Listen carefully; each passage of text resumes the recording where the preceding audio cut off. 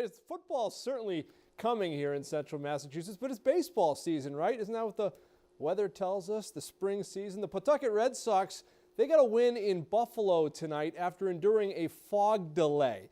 The weather in the Northeast in April, not exactly ideal for baseball, and the PawSox telling us that they have to make some adjustments, especially after spending the last couple of months in Florida in the warm weather. But the players say really it's all part of the game.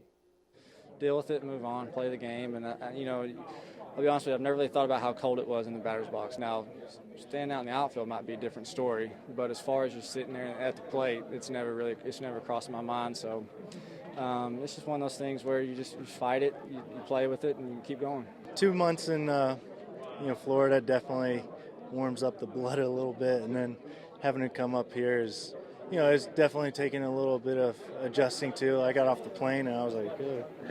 But it's once I see someone in the batter's box, I'm ready to go. It's going to be an adjustment. You just layer up, and they have to deal with it too. So that's the best way to try to go about it. But it's definitely an adjustment. The PawSox open up at McCoy on Thursday night, the home opener, and we've got it for you on Charter TV3. Our coverage of the Syracuse Mets and the PawSox begin at 6 o'clock. Your home for PawSox baseball here all season long, Charter TV3, as we have been for the last several years. Ryan O'Rourke, the Worcester guy, plays for the Syracuse Mets. If he's still with the AAA ball club and not up above, he'll be there on Thursday through the weekend, so go check out the PawSox and the locals this week. To softball now, and yeah, this is the ideal conditions. Brian Morse saying we're playing through the rain on the turf. Abby Kelley's AD, one of the best. They take on Bay Path. Scoreless top of the first. A strikeout for Abby Kelley. They throw down the first, but the Bay Path runner at third, Kylie Sutherland, scores. Heads up base running, 1-0 Minutemen. Next batter, Emily Johnson for Bay Path. Crushing one. That's a laser to right center. It's going to roll to the fence, and here goes Johnson. Taken off for third, and she is being waved home by her coach. Johnson's going to have herself an inside the park home run. 2-0 Minutemen. Runner at third now for Paige Oshie, and she gets one to drop in to right. Catherine Ryan scores. Bay Path's up 3-0. Bottom of the first, Bay Path's Sarah Goslin getting the strikeout. Barron down in the circle. Top second. Runners in scoring position. Abby Kelley getting another strikeout. They got to throw down to first to confirm it. Here comes Goslin to the plate. And Bay Path has a 4-0 lead. Abby Kelley's Mia Pellegrino, the youngster. Good talented pitcher on the mound. Good athlete like her dad, the former Auburn dandy. Abby Kelley's Zoe Ryan Williams fielding the position well. Gets the out to end the inning. Bay Path, though, gets the W. 15-0, your final.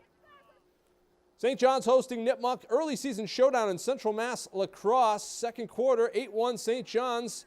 Thomas DeGuire's shot for Nipmuc, saved by Shane Walsh, who is stout in the St. John's net. Third quarter, Owen Boss feeding Justin Jablanowski. The long stick midi with the goal. 9-1 Pioneers. Nipmuc's Preston Doherty cranks up and gets one just past the goalie Walsh. That was a heck of a shot. Walsh almost saved it. 9-2. Owen Boss then rolling back, a backhanded shot. No defending for that. It's 10-2 Pioneers. All kinds of weapons. Charlie Davidson for St. John's rattles the post.